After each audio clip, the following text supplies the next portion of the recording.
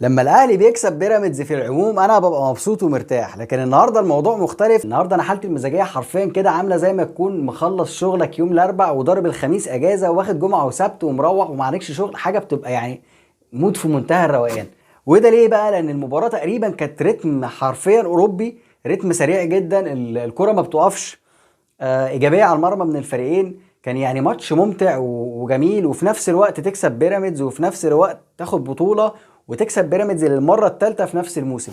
قبل ما نتكلم عن المستوى الفني للمباراه عندي 3 حاجات محتاج اتكلم فيهم. الاولانيه شكر، والتانية اعتذار، والتالتة نصيحة. معاكم احمد السباعي من نص الملعب، والنهارده هنتكلم عن تتويج الاهلي ببطولة السوبر على حساب بيراميدز. مليون مبروك لكل الاهلاوية الفوز ببطولة السوبر على حساب بيراميدز، وكده انت كسبت بيراميدز 3 مرات في نفس الموسم في فترة قصيرة جدا، وكسبتهم في نهائيين، حرمتهم من بطولتين عشان تأكد ان الموسم بتاعهم ده صفري للموسم الخامس على التوالي، وبإذن الله يكون ده المسمار الأخير في نعش استثماراتهم. ومن موقعي المتواضع ده انا احب اوجه الشكر للكابتن احمد حسام ميدو وكابتن حازم امام، كبهات التالتة يمين، اللي تسببوا بشكل مباشر في ان الزمالك ما يجيش ماتش السوبر. لان كان زماننا دلوقتي بدل من الريتم السريع والكرة الجميلة اللي كنا بنشوفها دي، كان زماننا بنتفرج على ماتش في منتهى الكلاحة من سوبر الزمالك بتاع كل مرة.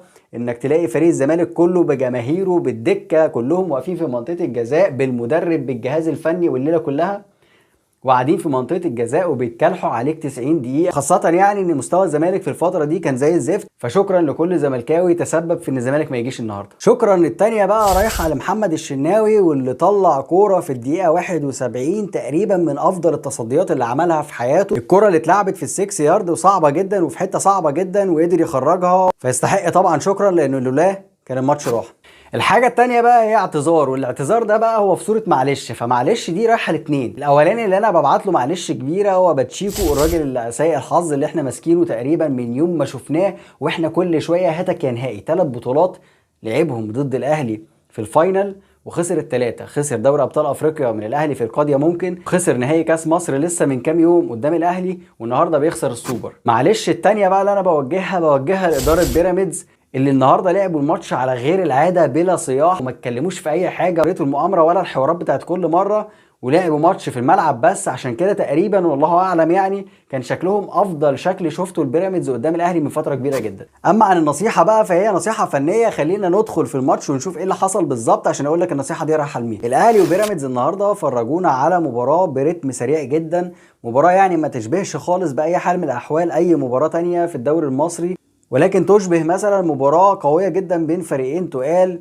بيلعبوا، مش هقول لك مثلا دوري ابطال اوروبا، ولكن بيلعبوا في مكان فيه كورة، يعني ارضية جميلة، جمهور مالي استاد، حتى التحكيم كان كويس باستثناء مثلا لقطة واحدة بقول لك عليها. وبيراميدز على عكس المتوقع بيلعب المباراة بدون ضغوط تماما، وبيلعب المباراة فاكك، واللعيبة بتاعته مش حاسة بأي ضغط وبتلعب بأريحية. يعني عشان كده تلاقي الفريقين كان في ضغط من قدام، والفريقين كانوا بيلعبوا بايجابيه على المرمى، مش مجرد يعني استحواذ كده على الفاضي او بنلعب بالراحه في المساحات او اي حاجه، لا الكرة كانت لقدام دايما، التمرير كله كان ريسكي والتمرير كله كان لقدام. فعشان كده تلاقي في فرص كتير جدا في الماتش. وتقريبا يعني ان لم تخن الذاكره ما شفتش مباراه في السوبر بالمتعه دي يمكن من 2015 ماتش 3-2 بتاع رمضان صبحي وعمر جابر وباسم مرسي والكلام ده. مارسيل كولر بدأ المباراه بنفس التشكيل المعتاد بتاعه، باستثناء ان عبد القادر لعب مكان الشحات، ومحمد شريف لعب مكان كهربا، والقندوسي لعب في نص الملعب مع حمدي فتحي ومروان عطيه. وده كان ليه سببين. السبب الاولاني هو سياسه التدوير اللي بيتبعها كولر، واللي بصراحه دي نقطه في منتهى الايجابيه مع كولر،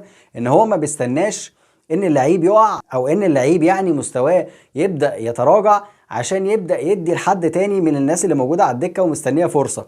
لا هو دايما بيلاقي لما اللعيب بياخد 3 4 ماتشات ويفضل متالق ما عندوش اي مشكله ان هو يجي في النص كده يقوم جاي مريحه ماتش ويلاعب زميله اللي بيحفى على الفرصه، فبالتالي بيضرب عصفورين بحجر واحد. العصفور الاولاني ان هو بيريح اللعيب المتالق بتاعه واللي هينفعه على المدى البعيد عشان يستفيد منه اطول فتره ممكنه. العصفور التاني بقى هو انه يأهل الناس اللي قاعده على الدكه عشان الموضوع ما يبقاش شكله صعب، وتلاقي اللعيب اللي معاك على الدكه خرج تماما بره المنافسه وخرج خالص ومستواه تراجع جدا، ولما يجي ينزل الملعب يبقى شكله وحش. وده اللي كان بيحصل مع موسيماني اللي كان بيفضل طول السيزون تقريبا بيعتمد على 14 لاعب 13 لاعب 15 لاعب بالكتير. عشان كده انا بحيي مارسيل كولر طبعا على النقطه دي، لان النقطه دي هي اللي ميزته تقريبا عن اغلب المدربين الاجانب او حتى المصريين اللي جم في الفتره الاخيره للاهلي. اما بقى عن السبب الثاني اللي خلاه يعمل 3 تغييرات في التشكيله الاساسيه، فهو بكل بساطه انه كان مقسم المباراه لاجزاء، وده عشان يستغل الحاله البدنيه المترديه لفريق بيراميدز اللي بقاله فتره كبيره جدا حالته البدنيه واقعه. ده غير طبعا ان هم لسه راجعين من جنوب افريقيا، رحله طويله جدا. ده غير ان حتى في الظروف العاديه العامل البدني بالنسبه للاهلي اعلى بكتير من بيراميدز. باتشيكو بقى بدا من اول المباراه بضغط عالي ومحاوله استخلاص الكره قدام في نص ملعب الاهلي.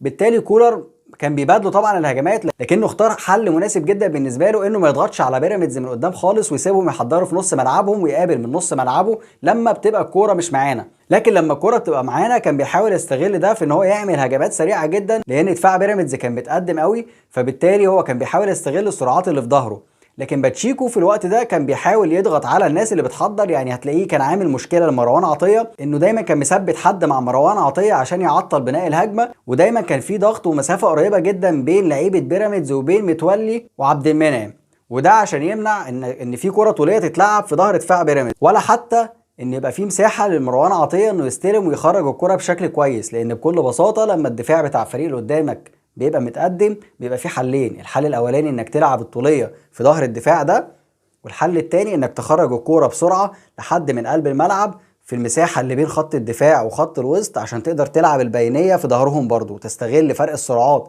اللي بين المدافعين بتوع الخصم والمهاجمين بتوعك، اللي دايما طبعا بيبقى المهاجمين اسرع من المدافعين بشكل كبير، عشان تقدر تستغل المساحه دي في انك تعمل انفرادات.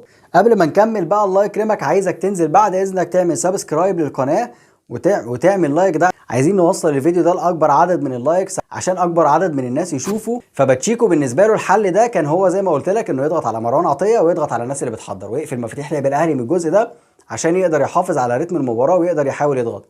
طبعا اللي كان بيحصل ان كان في فلاتات كتير جدا بتحصل من الاهلي، فكان بيقدروا يروحوا بكذا كوره، فبالتالي الماتش كان فيه سجال وفيه سرعه، ان بيراميدز بيحاول يضغط عالي ويستخلص قدام ويضغط في نفس الوقت الاهلي كان بيعرف يطلع بالكوره، وكان برضه بيعمل مشاكل كتير جدا لبيراميدز. بيراميدز كان اخطر في الشوط الاول، شاطوا 5 تسديدات على مرمى الاهلي شاط شوطين بس على مرمى بيراميدز طول الشوط الاول. عشان كده يعني اقول لك ان الشوط الاول كان الاستحواذ الاكتر كان لصالح الاهلي، ولكن بيراميدز كان الاخطر. الشوط الثاني بقى الوضع اتعكس، نفس الاستحواذ، واستمر برضو ان الاهلي مستحوذ اكتر بنسبه 55% تقريبا، ولكن الوضع اتعكس تماما في الايجابيه على المرمى. الاهلي بقى اخطر بكتير جدا لدرجه ان كل الفريق تقريبا ضيع انفرادات سواء في الشوط الثاني او في الشوطين الاضافيين، وده بكل بساطه لان ده رهان كولر اللي كان مراهنه من اول الماتش على الحاله البدنيه المترديه لبيراميدز زي ما قلت لك. وهنا بقى هيجي دور النصيحه. باتشيكو عمل نفس اللي عمله الرجاء ونفس اللي عمله سياتل ساوندرز، نفس اللي عمله بيراميدز نفسه في الماتش بتاع 3-0 مع تاكيس جونياس، وعمل نفس اللي عمله حتى طارق العشري في ماتش فاركو قدام الاهلي وخسر.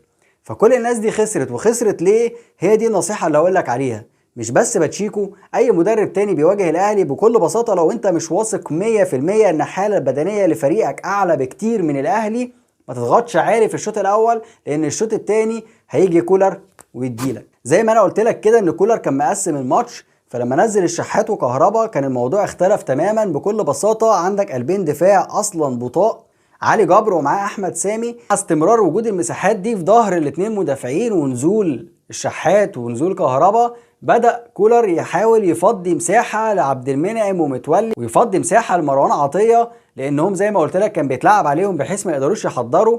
فبدأ يفضي مساحه دي عن طريق ان الباكات تفتح على الاطراف كده. الوينجات بتاعت بيراميدز بقت مضطره تمشي مع الباكات بتاعتنا لغايه اخر الملعب، فبالتالي بقى في مساحه لمتولي وفي مساحه لعبد المنعم يلعبوا الطوليه. فالكرات الطوليه دي تسببت في اكتر من انفراد، منهم مثلا الفرصه بتاعت بيرسي تاو دي اللي كانت تقريبا في ظهر الدفاع ودته انفراد تام. لو كان ثبت الكوره زي حتى مش عايزينه حتى يثبتها بمنتهى الاحترافيه زي ما عملها كهربا في ماتش الهلال السوداني، لا انا كنت عايزه بس يستلمها لقدام، لان الاستلامه بتفرق خالص. فبس لو استلم الكرة ونزلها تحته كانت هدف اكيد مستحيل يضيع. نفس الموضوع برضو في كرة كهربا اللي راحت، وكهربا استغل سرعته وهو اصلا كان ورا سامي، لكنه طلع بسرعه قدام، وفرق سرعه ده لان هو كان لسه نازل وقلبين الدفاع زي ما قلت لك كانوا وقعوا خلاص. فطبعا الراجل احمد سامي اضطر ان هو في الاخر خالص يعمل معاه ضربه جزاء لان ما كانش ليها حل تاني. والكرة الثانيه كانت بنفس الاسلوب ونفس الشكل، حسين الشحات برضو لخبطه، والمره دي بقى اللخبطه كانت من علي جبر، وحسين الشحات شمسه وخد الكوره ودخل بيها جوه. ودي كانت اللقطه الوحيده السيئه، مش لحسين الشحات ولا لعلي جبر. اللقطه دي الوحيده السيئه اللي عملها البنا في ماتش النهارده، لان ببساطه الكوره دي ضربه جزاء في اي حته في الدنيا في اي مكان في العالم.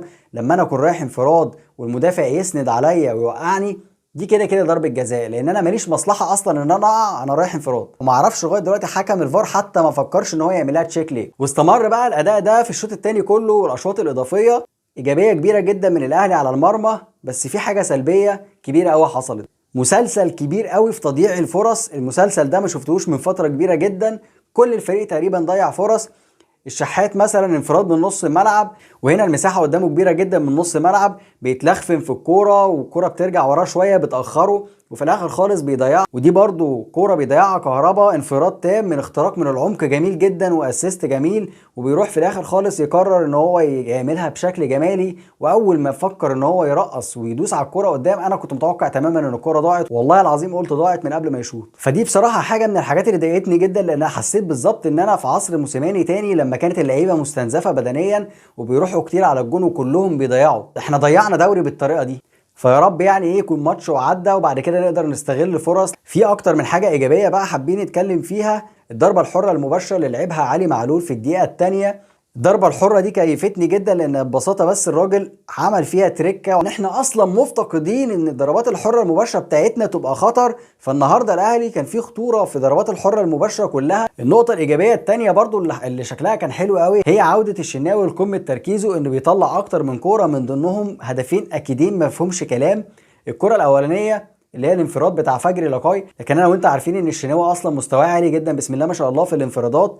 لكن الاصعب واللي مش متعودين منه على الشناوي، عشان كده بقول لك بالنسبه لي فرقت، ودي نقطه ايجابيه جدا، ان هو ياخد تراي على الزاويه الضعيفه بتاعته اللي دايما كان بيدخل فيها اهداف، اللي هي الزاويه اليمين، في كوره مرعوبه محتاجه رد فعل سريع جدا من جوه منطقه ال6 ياردة تقريبا، اللي هي الكوره بتاعت الدقيقه 71، واللي تقريبا بالنسبه لي من افضل التصديات اللي شفتها من الشناوي من فتره كبيره جدا، وممكن تكون يعني في تاريخه. بس كده يا سيدي، ده اللي حبيت اقوله لك النهارده. ان شاء الله الاهلي عنده ماتش الترجي يوم الجمعه اللي جايه في تونس، هيبقى صعب جدا، محتاج له اعداد خاص ومحتاج له حلقه حلوه برضه. السلام عليكم.